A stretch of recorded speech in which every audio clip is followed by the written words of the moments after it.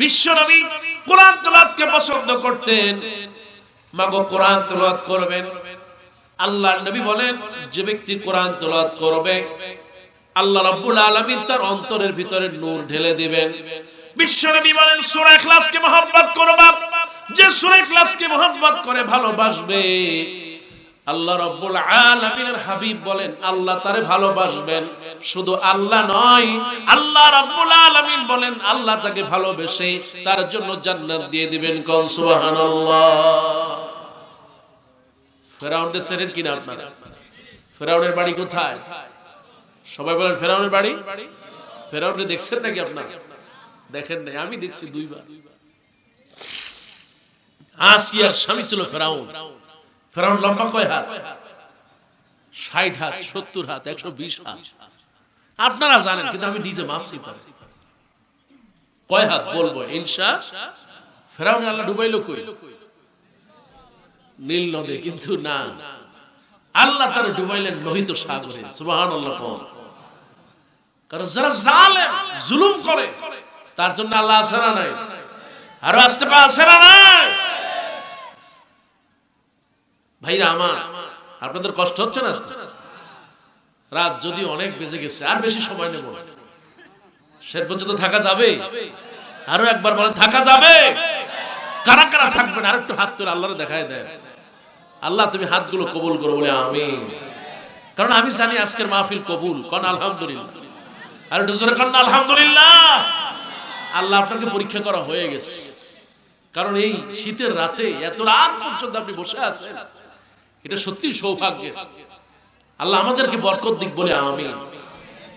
ওগো আমার ভাইরা, উহুদের ময়দানে গেলাম। সবচেয়ে যার কথা মনে পড়লো হযরত জাবের রাদিয়াল্লাহু তাআলা। মসজিদে নববীতে নামাজ পড়তেছিলাম, জাবের রাদিয়াল্লাহু তাআলার হাদিসটি মনে পড়ে যায়।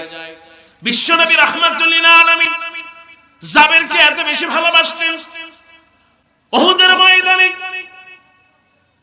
আল্লাহর নবীর কাছে জাবেরের পিতা আব্দুল্লাহ বললেন, ওগো আল্লাহর নবী, যুদ্ধের ময়দানে কারা কারা যাবেন আপনি নাম লিখতেছেন, সর্বপ্রথম যে নামটা লিখবেন সেটা হলো না আমার। ওগো নবী, আপনি একটু দোয়া করেন, উহুদের ময়দানে আল্লাহ যদি রক্ত নিতে চায় তাহলে যেন সর্বপ্রথম আমার রক্ত ফোঁটা উহুদের ময়দানে পড়ে, আমি যেন উহুদের ময়দান থেকে আর ফিরে না আসি। তার কারণ আল্লাহ পাক বলেন, ওয়াতুজাহিদুনা ফি সাবিলিল্লাহি বিআমওয়ালিকুম ওয়া আনফুসিকুম। আল্লাহর রাস্তায় সংগ্রাম করা লাগবে।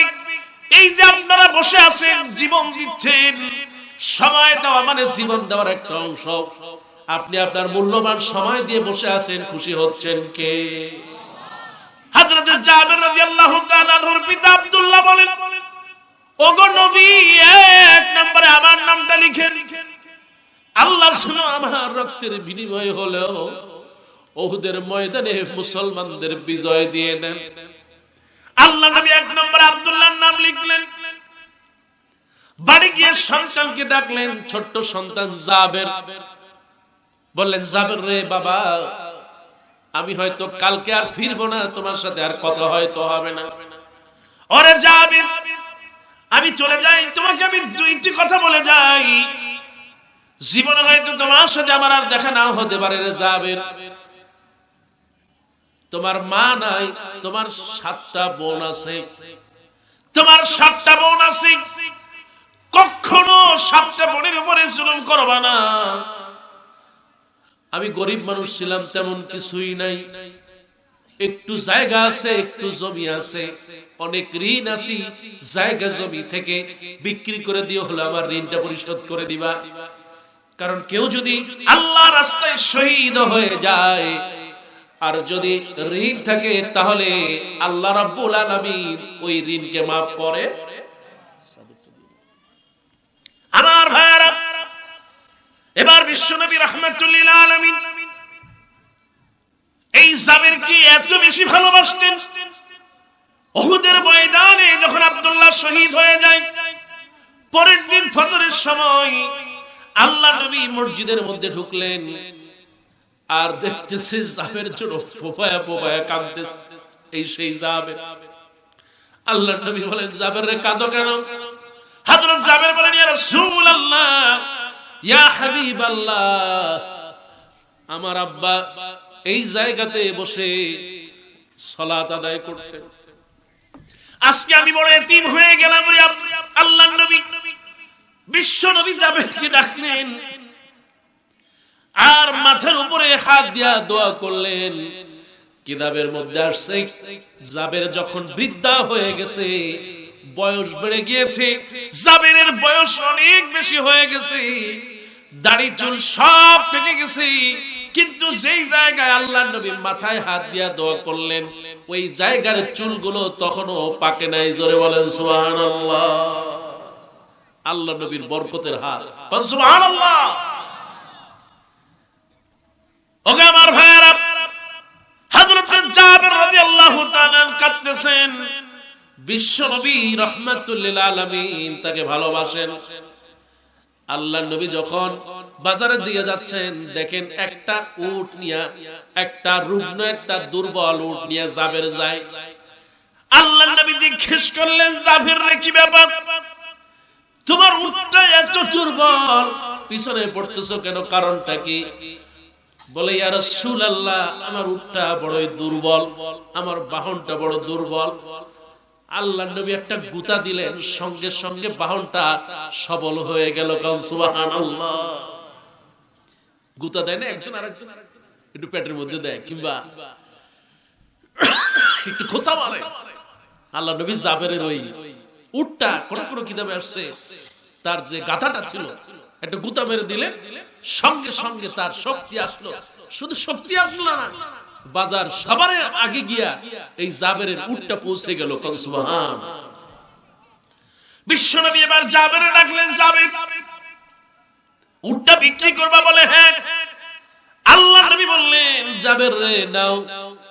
পকেট থেকে অনেকগুলা দিরহাম বের করে আল্লাহর নবী তারে দিলেন। বলেন, জাবের, এই পয়সাগুলোর দিরহামগুলো নিয়ে তুমি বাড়ি চলে যাও। হযরত জাবের কত দূর যাবে? আল্লাহর নবী আবার তাকে ডাক দিলেন, জাবের রে এদিকে আসো। হযরত জাবের যখন আসলেন, তার মনটা খারাপ হয়ে গেল। আল্লাহর নবী আবার ডাকলেন, না জানি কি হয়, আবার ফেরত দেয় নাকি। বিশ্ব নবী জাবেরকে ডাকলেন, জাবেরের মনটা খারাপ হয়ে গেল। নবীজি বললেন, জাবের কি কারণে তোমার মন খারাপ হয়ে গেল? জাবের বলেন, ইয়া রাসূলুল্লাহ, আমি হয়তো ভেবেছি আমার উটটা ফেরত দিয়ে টাকা পয়সাগুলো নিয়ে নেবেন, কিন্তু জাবের, আল্লাহর নবী বললেন, ও জাবের, তুমি তোমার উটটা আমার কাছে বিক্রি করেছো, আমি তোমাকে পয়সা দিয়ে দিয়েছি। আর আল্লাহ রাব্বুল আলামিন তোমার আব্বাকে এত বেশি ভালোবাসেন, আমিও ভালোবাসি, এই কারণে আমি উটটা তোমাকে আমি হাদিয়া দিয়ে দিলাম। এবার জাবেরকে বললেন, জাবের, তুমি কি জানো আল্লাহ তোমার আব্বার সাথে কেমন ব্যবহার করতেছে? সুবহানাল্লাহ। জাবেরকে আল্লাহর রাসূল খুব ভালোবাসেন।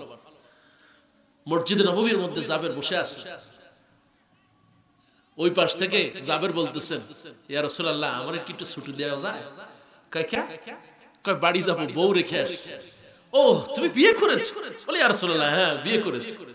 তো কবে করলা? আমার তো জানাই দিলা না। তো কি করেছো? যুবতী করেছো নাকি বৃদ্ধা বিয়ে করেছো? কয়, ইয়া রাসূলুল্লাহ, যুবতী করতে পারি নাই, আমি একজন বৃদ্ধা মহিলাকে বিয়ে করেছি। সুবহানাল্লাহ।